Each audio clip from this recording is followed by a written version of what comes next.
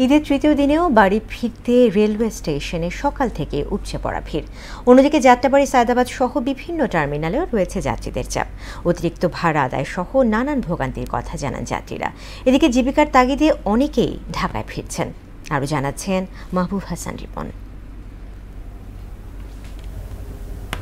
পরিবারের সাথে ঈদের আনন্দ ভাগ করে নিতে ঈদের তৃতীয় দিনেও রাজধানী ছাড়ছেন বহু মানুষ। তাদের মধ্যে অনেকেই বেছে নিয়েছেন রেলপথকে।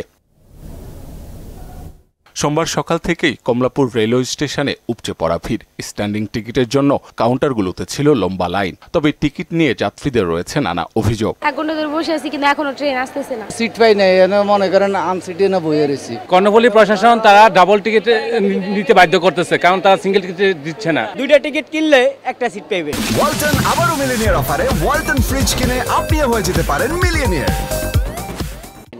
আমি একজন সিঙ্গেল। আমি দুইটা টিকিট কাউন্টারে দুইটা সিটের টিকিট চাচ্ছি।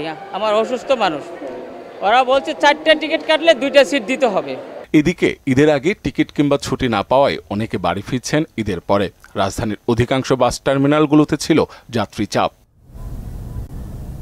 অতিরিক্ত ভাড়া আদায়ের অভিযোগ করেছেন অধিকাংশ যাত্রীরা। 20 টাকার বাদে 300 টাকা চাচ্ছে। ঢাকা থেকে কুমিল্লা লাইনে যাচ্ছি, তো এটা নর্মাল ভাড়া হচ্ছে 50 টাকা, আজকে 200 টাকা নিচ্ছে। কেমন হইবা? আমরা গরিব মানুষ, 150 100 টাকার ভাড়া। 100 টাকা 200 টাকা যদি চায় 60 টাকা ভাড়া, তো 2 গুণের থেকে বেশি যাচ্ছে।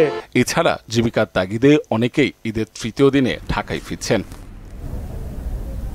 মাহবুব হাসান রিপন, মোহনা সংবাদ, ঢাকা।